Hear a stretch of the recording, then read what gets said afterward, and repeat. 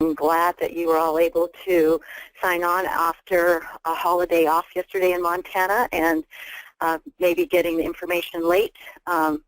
We have some people on who have used the SSBD or some kind of screening. I'm hoping to have this session somewhat interactive at times and to have time for discussion at the end. So let's get started. The title of our session is SSBD Applied. We've screened, now what? But the subtitle, notice, is School-Wide Behavioral Screening Fall. So some of you have already been okay for using something other than the SSBD, and I'll explain that a little bit later. But for this session, I will be using the Systematic System of Behavior Disorder screener as the gold standard to talk about how to interpret data and then how to apply that. So our session today, the goal is to learn how to use these data or SSBD or other screening data to identify students in need of extra supports. And to reach that goal, we have the objectives of you learning how and being able to see how you use the screening data across the school building for Tier 1, determine which students might fall into the Tier 2 or Tier 3 risk group or a watch list, identify individual students so that we can match student supports and select interventions using your pathways, and then develop a plan. The behavioral screener for the MTSS criteria is that it must be pre-approved by the grant evaluator. The MTSS project has graciously offered to subscribe to the SSBD for all schools in the project. But if you've already started using something else or want to use something else, please let me know what that is so that we can look at the validity and reliability of that measure. That other measure must be a systematic process that considers the whole student population so that you're casting a wide net. I think that someone might not have the mute on. If you could mute, that would be great. I'm hearing background noise. And that's that little telephone at the top of the left-hand side of the GoToMeeting box. It'll turn red to tell you you're muted.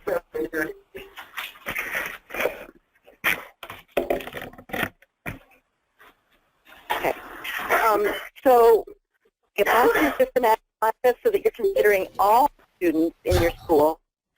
It must result in data that indicates student at risk with either internalizing or externalizing issues, but could also be more designations. So some measures like the SDQ might also have depression or anxiety or so forth. It can add on those designations, but we want to really look for children, students with internalizing or externalizing issues.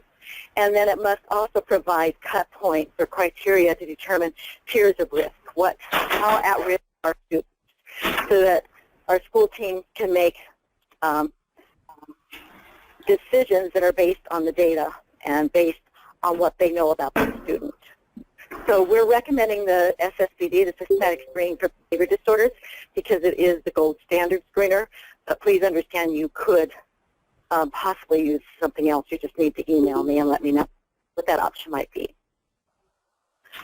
So using the SSBD screening data results to look across the school building for potential Tier 1 needs. School-wide data, you want to look for overall percentages. So how many students were identified in the population as externalizers, what percentage of internalizers, and any other designations your screener might give you. Then you want to look at that list of students who have been identified as at risk and determine how many are already receiving services and how many are not, which ones are or aren't. For Tier 1, you want to look for any patterns that suggest a larger prevention or intervention in Tier 1. We'll talk about that in a minute.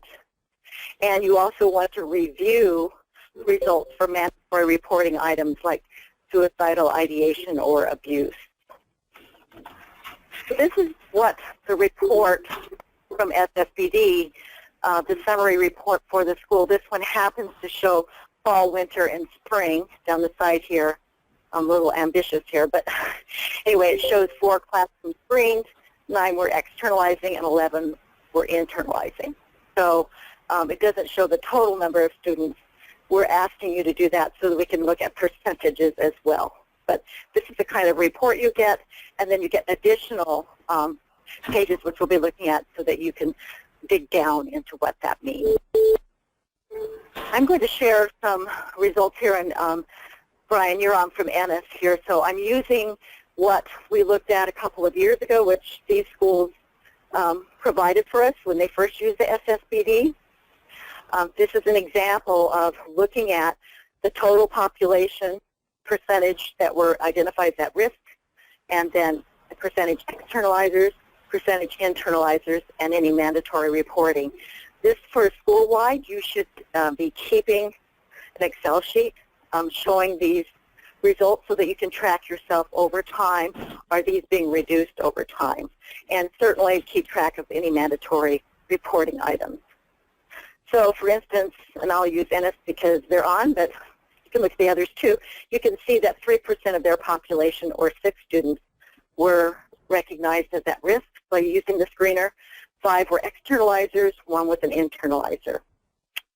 The way to calculate, even though the report won't give you this, the way to calculate the number of Tier 1 students then is to take the total number of students minus the number of students identified, and then divide that by the total students again.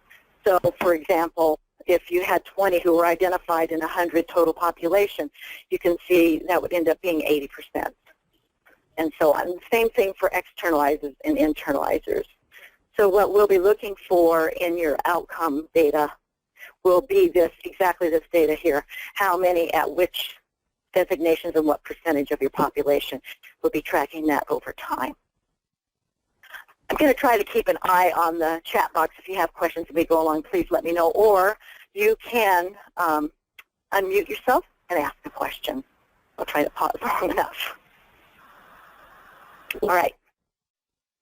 I think I went ahead too far. Okay, so how do you use this data then? So consider the percentages at Tier 1 in comparison with the MTSS elementary goal of 90% of kids you want at Tier 1 and 85% at secondary. So for an example, if 75% of your population is at Tier 1, you have a gap in elementary school of 15%. What your team would do then would say, what's going on that we don't have 90%? We always want to shoot for the highest percentage. So some of the questions the team would ask, your administrator and your team would ask are, how are universal supports being implemented? Are they implemented with fidelity? You want to check that first to make sure that everything is being done that you think is being done as planned. And then you can also ask, are all components of a positive universal behavioral supports in place? So do you have the 3 to 5 developed and posted school-wide and expectations developed in all areas? Do you have a reward system in place? Or for secondary schools, are students involved in developing and showing the do's and don'ts? All those wonderful things, as well as recognition, that need to be in place to really have a really stout Tier 1 preventative system. So you really want to look at your system every year at least to make sure those things are occurring. We all sometimes drift from the plan, so we need to check the validity and the fidelity of our systems at all times. And certainly if you see a gap in the ultimate goal, you want to figure out and problem solve how can we increase the percentage of kids at Tier 1. And from your decision, then you'll develop an action plan to improve universals. And that action plan will include the plan and then deadlines and who's responsible and when are you going to follow up on it and so on. So using just the percentages, you can look at how are we doing at school, at the school level, without even looking at students, just how are we doing. Okay, and you can use this over time since you can use SSBD at least 4 times a year. You could rerun this if you wanted to check. twice a year or even year to year to see how are we doing. Okay? That's kind of the gist of looking at Tier 1 using this kind of screening data, which is not an assessment, it's just a screener, but it gives you a grand idea of how well your system is working. How do we determine Tier 2 and 3 students, as well as maybe students who might be on a watch list? So just to kind of review this, SSBD assessments, there's 3 online surveys that teachers complete. There's the critical event survey, the adaptive behavior survey, and a maladaptive behavior survey. And the teacher will complete all 3 of these surveys for each of the 5 students to be designate as an internalizer or designate as an externalizer in their classroom. This doesn't mean that they're actually that, but they kind of are the ones that most closely resemble the definition of an externalizer or internalizer behavior. So the critical events online look like this. The survey is just to click on yes or no, do you see this? The critical events are known as behavioral earthquakes because they're occurrences, when they happen infrequently, but when they happen, they really have an impact on that student and on their environment. So here you see exhibits painful shyness is yes, exhibits sad affect, depression, and feelings of worthlessness, yes. Other items could be steals, set fires, so forth. So there's a mixture of externalizing and internalizing indicators of critical events. That's what the teacher will be just going down this list of 33 items and saying yes, no, yes, no. What do they know about their students? The adaptive behavior survey looks like this, and it ranges from 1 never to 5 frequently. So, for instance, follows established classroom rules. Do they see that student as never doing that or very frequently? And for this one, it's frequently. You can see here, produces work of acceptable quality. It's never. So it's important to review these because this will help your team focus on what are we going to do as far as an intervention. What does this child really need? Does their seat work assignment is selected, compliments others? These are things that never happen. Those are things you're going to focus on. This is what the survey looks like that the teacher will be filling out on the student. And then maladaptive behavior, the same thing from never to frequently. So requires punishment, never to frequently. Refuses to participate in games or activities with other students, 5. So that means frequently, that's the opposite of adaptive behavior. You don't want them to have 5. You're looking for them to have 7 with maladaptive. So these are the data that SSBD will ask the teacher to provide to them for 5 students they've identified as most resembling externalizer and 5 students most resembling an internalizer. From that, the SSBD system then looks at just those students who are at risk. So the teacher may have nominated 5 students, but maybe only 1 in their class is really at risk. So what will be generated is just a list of those students who are identified at risk with at least one of the measures. This is what the school level report will look like. In this particular, you'll get the so fall, winter, spring, and summer, so that you can track it over a year. The one thing you want to remember is you see this export to Excel. You want to always export it to an Excel sheet because at the end of the calendar year, school year, it will all be erased by SSBD. So it's essential that you export your data to Excel. And I wouldn't wait till the end of the year. I would do it each time you do the SSBD, whether it's, if you do it in fall and then spring, do it immediately after you get your data so that it's captured. You can see here what they list is what are the results of the CEI, adaptive, maladaptive surveys. And also, are they an externalizer or an internalizer? Any gray area means they're not at risk, but the reds indicate there's risk, and there's different levels of risk. Here it only shows red, but on the report it's going to show you in colors. You see high red, extreme risk, orange, high risk, yellow, some risk, green, not at risk, which you'll be able to see on your report. So that will help you decide for this child, are they a tier 3, a tier 2? Should they be on a watch list? Are they marginal? What should we do with them? So you'll be able to have more indicators in your report. So here, for example, on Joe Jones, low on CEI, but low on adaptive behavior and high on maladaptive behavior. So here you're going to look at items. This is just a sample of what the report will look like. We'll go into more detail here now. So identifying tiered needs, then high risk, tier 3, would have a high CEI, high maladaptive, low adaptive score. That would be extremely high. So low adaptive means they're not adapting to the school climate. Maladaptive, they're really opposite of what your expectations are. And high CEI, this child has really some deep pathology that could indicate they need tier 3 supports and maybe external support. They could also have just excessively high CEI, critical events, and be okay in these areas, or they could be okay with CEIs but excessively high maladaptive and low adaptive. So those are the things you're going to look for. And also it'll be colored, so you can kind of make your decisions that way. For moderate risk, then, it's a low adaptive score or a maladaptive score that exceeds the cutoff, but it's not excessive, and low CEIs as well.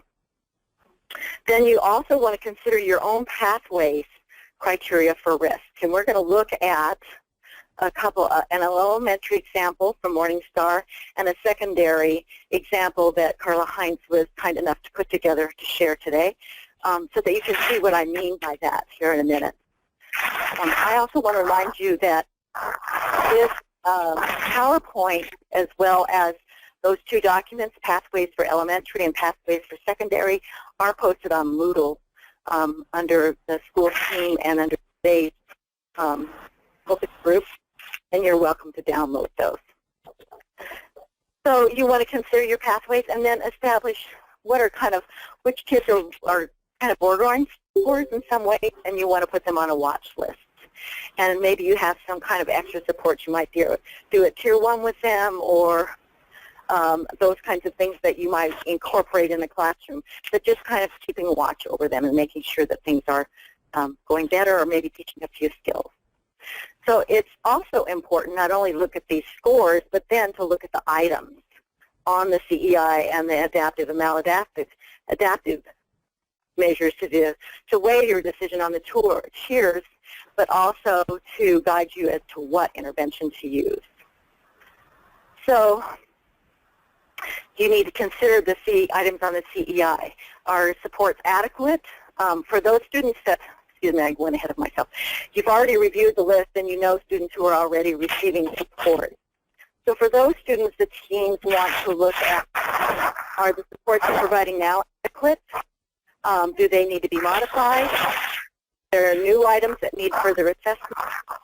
Clearly, if they're still showing at risk, there's a possibility that the intervention that they're receiving maybe either hasn't had enough time or might not be adequate. They might need something else. So even though they're already receiving support, you really need to look at each of them as well.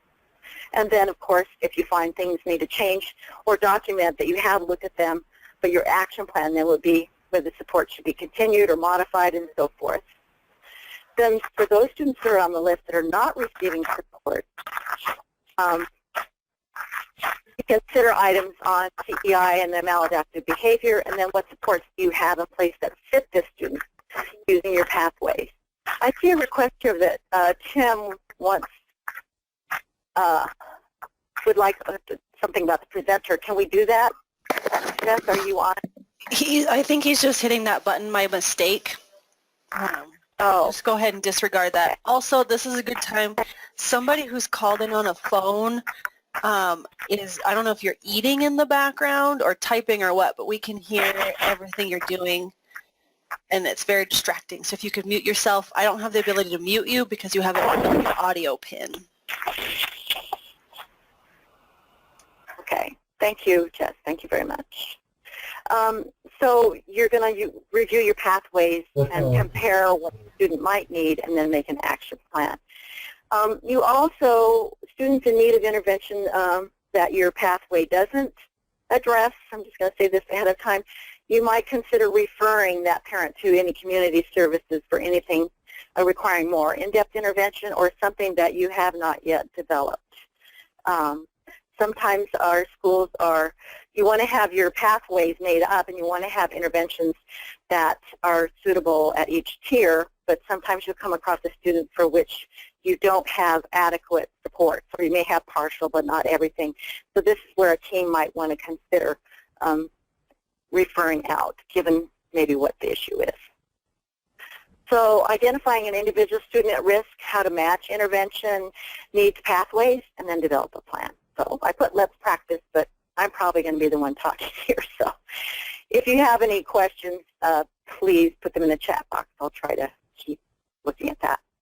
So here's an example of student B in an elementary school who's identified with externalizing behavior problems. This is what the report on that individual student will look like, the overall report. It will show their scores and critical events, and then adaptive and maladaptive behavior. Anything that's in red exceeds the normative. So you can see for critical events, for this child, for that gender and for that age, having 5 or more CEIs puts them at risk. Adaptive behavior, having less than 30 score puts them at risk. Maladaptive behavior, having anything that exceeds 35 is at risk. Now, you can see that these aren't particularly excessive. These are team decisions to look at the items and say, and also, what do we know about this student, and also what are our pathways, other criteria, maybe some academic criteria and so forth, to determine is this a Tier 2 or Tier 3 risk student. Or is this child already receiving intervention, but we need to look more specifically at are they getting what they need. For student B, then you'll get, since he or she did have critical events, you'll get a list of exactly which critical events were marked. So take a minute here and look at these. My question to you is, what do you think here, what item you think might constitute a referral to a parent?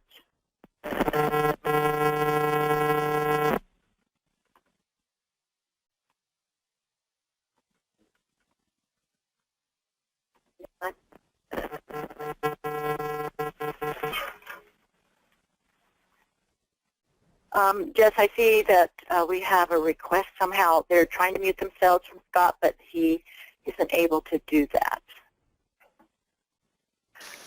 So anyway, when you look at this, any school psychologists out there, you might see complaints of severe headaches or other stomach aches and so forth. Here you want to talk to the parent about ruling out some physical cause for this. Sometimes having tantrums and some of these other behaviors are because they're in physical pain. So we don't know if this is a symptom of depression or if there's some physical issue going on. So you want to look at that and really be sensitive to the fact that for some kids, when they have physical issues and even chronic ones, or especially chronic ones, these other kinds of behaviors emerge. So you want to make a recommendation to the parent that they check in with their doctor or ask them if they even are aware of this. And then you're always going to look for items that are mandatory reporting like abuse, and there's nothing here, or a parent referral for physician screening, and that's what this is. You can see here there's 6 items that really need to be looked at. Some of them might be things that you can teach in class. You would look at this student's maladaptive and adaptive behaviors then to see what particular items on there are things that would fit an intervention. Unfortunately, I don't have their printout of this student. I have a different one, but you'll see what I mean here shortly. So this is not that same, this is Herman Munster. I don't know why they gave me this one, but you can see here, this is what I'm talking about for adaptive behavior for this student. The never gains peer attention in an appropriate way and never expresses anger appropriately. you want to always look at the never and the almost never items. And if you have to get it down to one or two keystone behaviors, then you would actually look at the never and see if working with those actually helps these. So the SSBD gives you specificity as far as what do we need to work on with this student. The teacher has evaluated this. They have a good idea of what the student's doing in the classroom. So there you're really matching what the expectations are from the teacher and in the school to what the student needs. So you'll also get a maladaptive printout. They didn't give me one as an example, but it'll be the same thing where you're going to look at it and see what is frequently for maladaptive. That's the thing you want to target. So here's an example of behavior pathways. Thanks, Scott. You'll sit very quiet. Behavior pathways from Morningstar Elementary in Helena. And Morningstar is one of the elementary schools that was in our sustaining schools. They developed this. It's an ongoing process. It's available online at their school. And I've copied it here for you as well as the document so that you can kind of look at it. When we're talking about other pathway criteria, they have, besides the SSBD, they also have their own measures for intensive, strategic, and benchmark. So you can see that there are less than 10 ones within a trimester. I don't know what 3 level 2s and 1 level 3. So those must be ODRs, I'm guessing, but I'm not sure. I didn't ask them, but I'm guessing that's what that's referring to, and a grade level referral to SWAT, to their student team, to look at what's going on with this student and to look at the data. Same thing here. So you can develop your own criteria for behavior and for academics. This happens to be only their behavior pathway. And you can see in here then they have what an instructional focus is, intervention materials, intervention strategies, who's going to deliver these things, time and delivery, and progress monitoring. So this is their pathways. It doesn't mean they have to hold strictly to this, but it's a place to look to see what do we have in place to help this student. Here they have it divided into internal and externalizing their interventions or levels of support. So for a child who is an externalizer and maybe is at tier 2, has just slightly maladaptive and low adaptive maybe, basic zones of regulation, learning to play, playing to learn, social thinking. These are interventions they have in place that they can use. They have strategies such as check in and check out and play and activity. And these are delivered by an assortment of people. These would be the people that they could say, okay, the classroom teacher is going to do this. The resource teacher or the school psychologist and counselor is going to work with zones of regulation. They have a menu here to say this, this, and this. Let's try this, given what we know. Same thing with intensive. So, and internally, they might have similar social thinking curriculum, skills training, so intervention strategies. They track them through SWIFT and ISIS, maybe some individualized group counseling and so forth. It's very, very systematic and a way you can identify its ongoing dynamic document that you continue to build over time.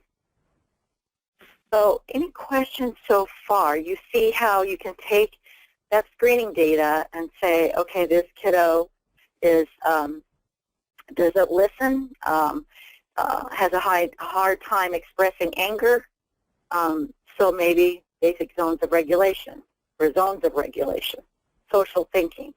They can decide depending upon that student and what they know about that student along with the data. Any questions? Okay.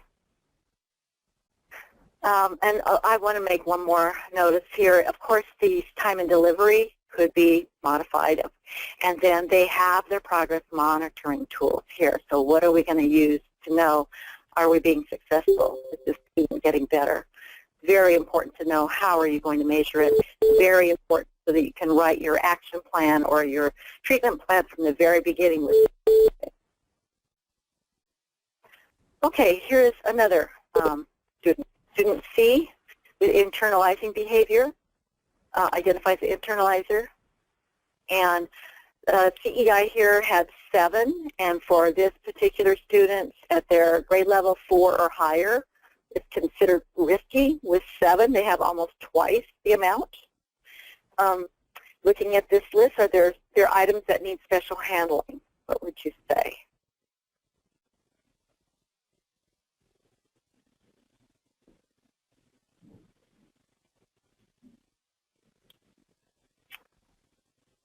Okay, I know it takes a minute to look at the list.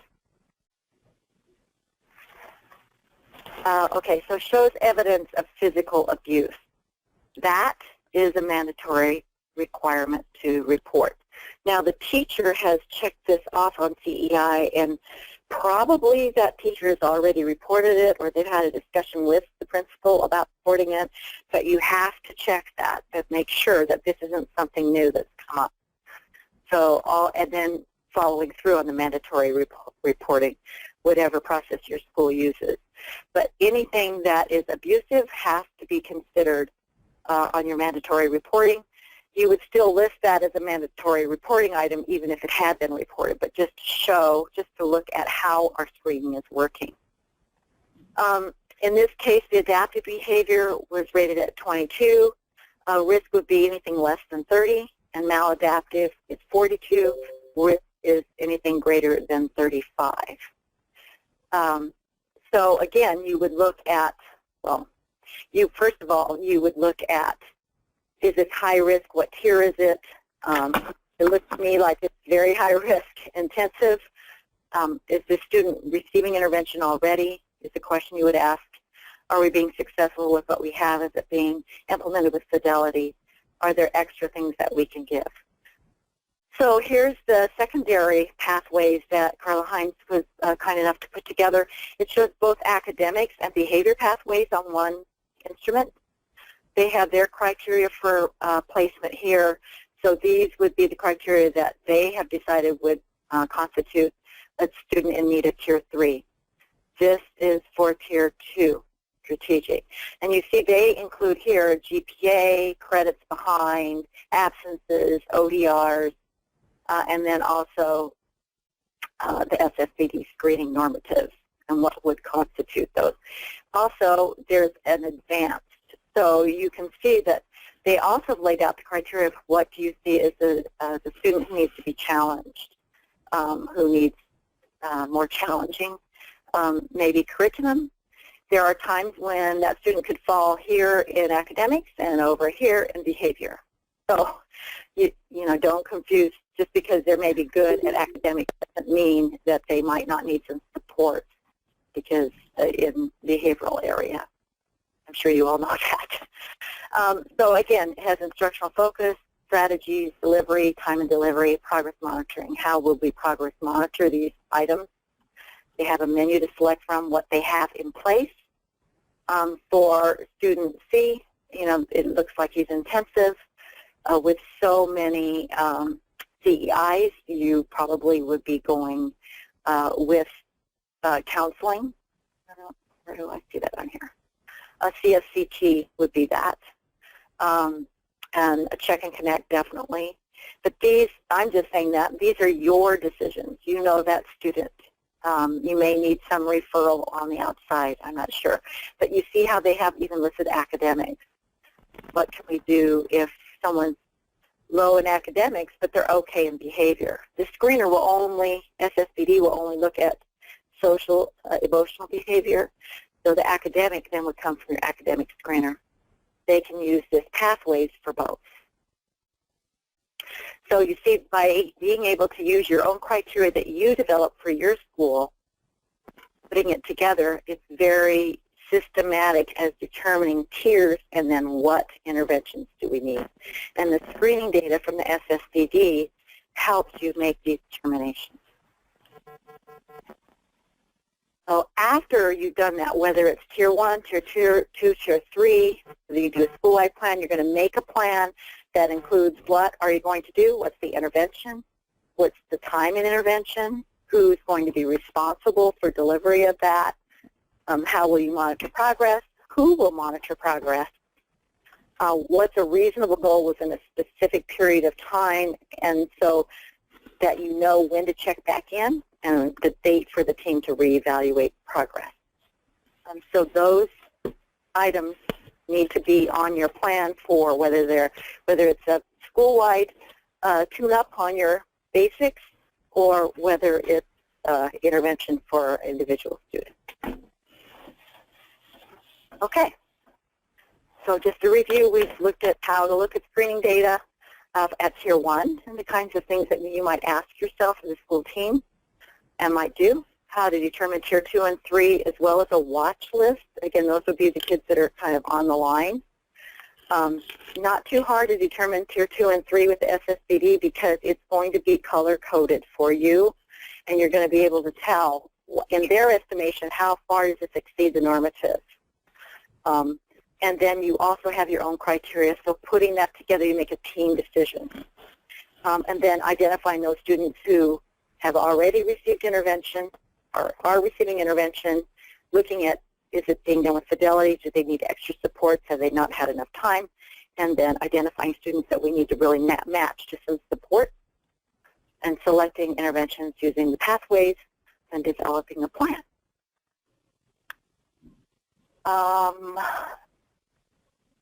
Melissa Robbins wrote recording. I don't know what that means. Okay, questions. Here's the time you can ask questions or have discussions. And you can unmute phone, or I don't know how you do it on your computer, but please, let's talk. And anyone who's used the SSBD and been able to, has seen it actually at work, for instance, like Brian or anyone else who might be on, please offer your expertise.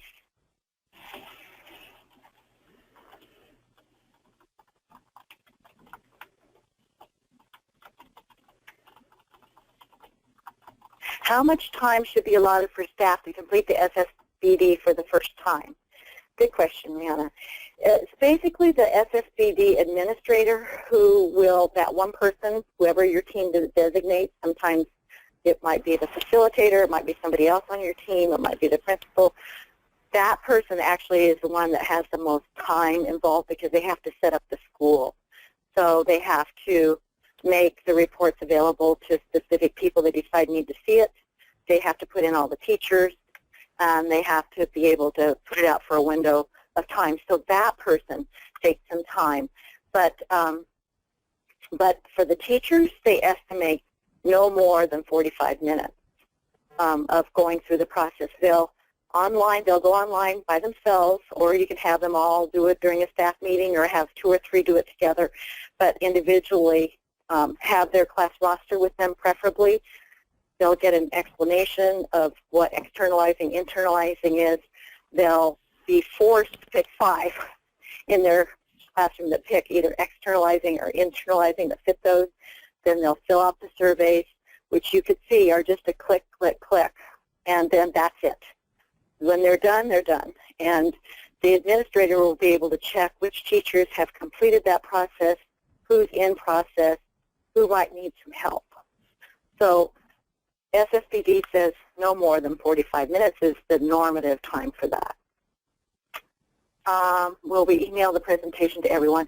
It's actually available on Moodle so that you can go in on the team, school teams, and right at the very top it says November focus groups, and then there's a folder that's about screening data and intervention. You go into that folder, and this presentation as well as those 2 pathways examples are in that folder, and you can upload those at any time. If you have problems doing that, you can email me, but I think that most of you have already learned how to use Moodle, so that would be the best way. Melissa, you asked reporting, and I don't know what you're referring to. The only time I used that was for mandatory reporting, so if that's your question, let me know. I want to thank Morningstar for their work and all the work they've done to be able to have this example for you, and for Carla Hines for putting together the secondary pathways, which I think probably is a combination of other schools, but she put that together just for this presentation. All right, let's see if there's any other questions. Okay, she's letting us, Marla's kindly putting here, the presentation is on the Teacher Hub under MTSS School Team Focus Groups on 11/9/16. Okay. You may have said this, but we include both externalizing and internalizing, or are they separate? You mean on your report? They're going to be separate. So you might, just like I showed on that one slide where there were a percentage of externalizers and internalizers, we want to know the total, but we want to know how does that break out. What we found in the past and what I know about the SSBD is what is surprising are the internalizers and the number of them that are come out of screening, because those are the kids that you don't immediately identify. They don't act out in general. They're usually quiet, shy, and so forth. So we do want you to break them out in your report, and later on in the year before you have to submit that in June. I'll be talking about that, but we do want to know how many in each category. In truth, whether you're externalizing or internalizing, the surveys, adaptive, maladaptive, and CEI are exactly the same. So each teacher will be looking at those 3 surveys 10 times to fill them out. That's when the system screens out those kids that aren't at risk. So a teacher might input 10 and evaluate them, but the process will exclude from the report anyone who didn't reach a risk level. So they may only have 2 kids in their class, or none. Right, may come back to none. But that's the important thing, that they have to input those 10. Oh, it was an answer to a question. Oh, okay. Thanks. Is it best to do this as an individual teacher or as a grade level that shares students? That's a team decision. So typically it's done by their homeroom teacher or their regular teacher. I don't know how your system's set up. You could do it either way. As long as all the students in every grade, in every classroom are being considered by someone or by a group. That's totally up to your school. That's what I love about these tiered systems is everything, you can tailor it to what you want to do. Okay, thank you. Where is there an administration guide? Does this SSBD provide one? Absolutely. With your subscription comes the setup, and a total administration guide tells you what the cut points are, everything about the SSBD. You also get a CD, I believe, that has that same information on it. Or it might be it's just a CD. I don't remember if they changed that. But yes, you will get that. Each school gets one. How do you screen new students coming in throughout the year? Great, Julie. Thanks for reminding me. You could, after that child has been, a teacher's been with that child for a while, you might, for instance, you might have done this in the fall before that student came. You can screen with the SSBD 4 times a year. So say you have kids you put into intervention after the fall screening, but this new student wasn't there. You could, in February or March, screen kids again, and then you will be including that new student. So you could look at it that way, where it's just included in them automatically. Don't wait till the end of the year, but rescreen. You can screen just by one classroom. So your administrator could just authorize the teacher of that classroom, have them nominate the kids in their class and see what that kid comes up. I don't believe you can just screen one student because the system's set up for teachers to identify a certain number in their classroom. That's a good question, but I believe that's the way it works. Does every school get a hard copy of the screener? When you mean hard copy, if you mean paper, it's part of the administrative guide. I think that there are reproducibles in there in case for some reason you want to do it by hand, if that's what you mean. But each school would get an administrative guide that includes that. and explains everything. Is there a recommendation, Shauna asks, is there a recommendation for how long a teacher should know a student before completing the screening? We actually want to suggest, just like you do with your academic screening, that they're in school in session for long enough for them to get to know the students. So usually you would do the screening, say, in October if you start up at the 1st of September or end of August. That would be the typical time to do that. You don't want to wait too long because you need to find those kids and be able to start working with them. But that's about, I would say, just other different of. So if you see a kiddo that's struggling, you don't have to screen. Do the same as you're doing now and go ahead and discuss that team, that student in a team meeting. What if a classroom has more than 5 externalizers or internalizers? Does the SSBD allow us to track more than 5 in each category? Absolutely. Good question. What they do is you can only do 10 at a time, 5 of each, but your administrator, meaning whoever you select in your school to set up the SSBD system, can authorize the teacher to go through the screening process again. And so they may feel like there's 7 kids that are in externalizing and 5 in internalizing.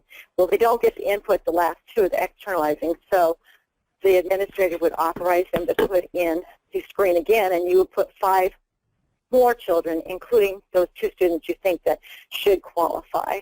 You have to list other students that might not even be at risk, but that's the way the process works. It's totally up to the school and up to the administrator to allow that teacher to go through the screening process the second time. Does that answer your question, Kim? Hopefully nobody has that many in their class. Okay.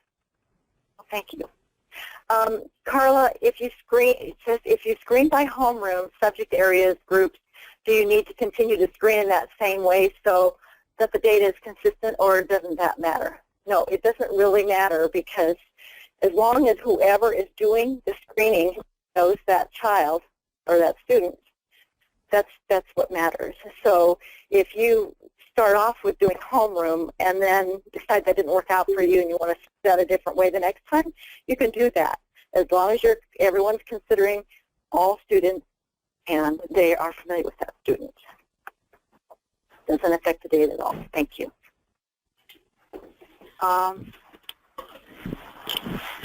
Okay, Lewis and Clark got a hard copy of the screener. I was wondering if this was standard procedure.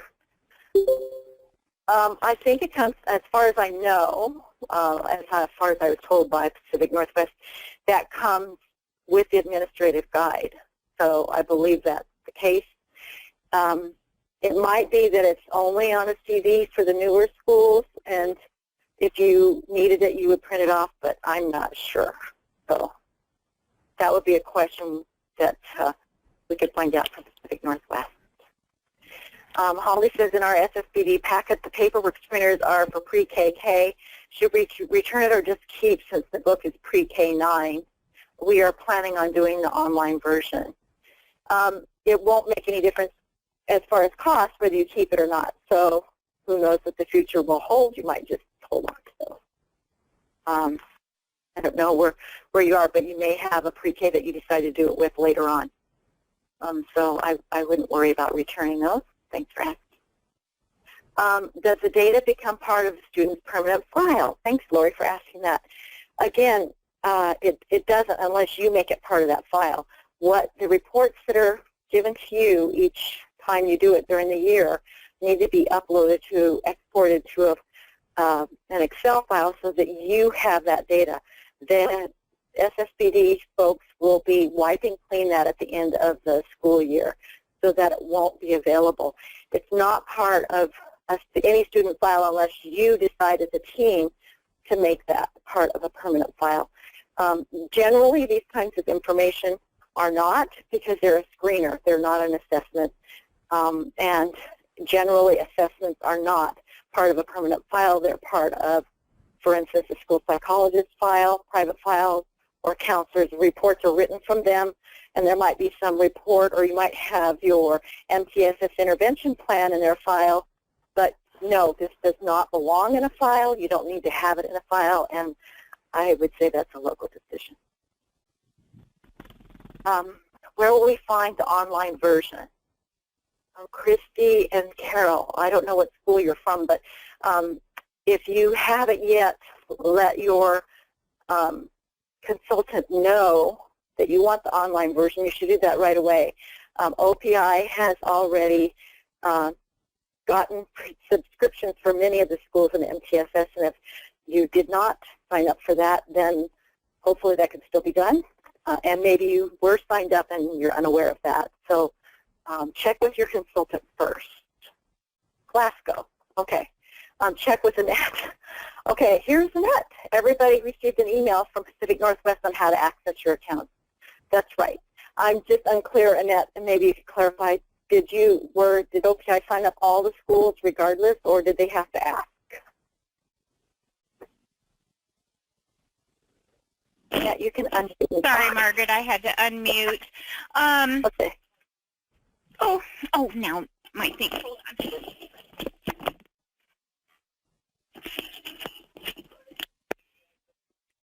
Okay, can you hear me?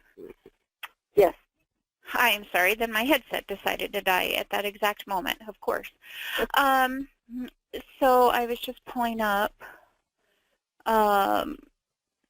Yeah, I had 28 schools. So let me So it'd be, is it early school, Earl? I don't know how you pronounce that. So in Glasgow. Yeah, Carol, you have an account.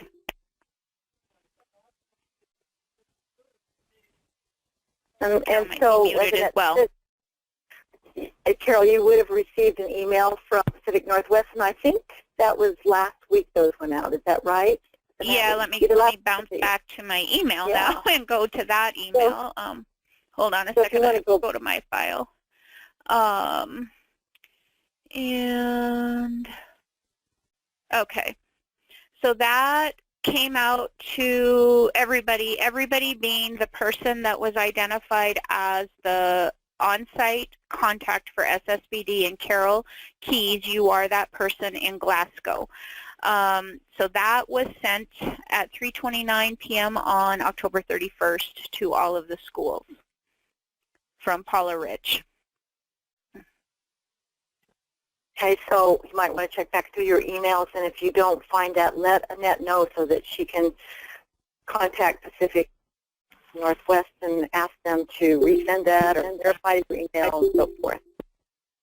And I think somebody's typing, and I got to bounce back to that. Sorry, I should have been using two screens today. Okay, so Carol looks good.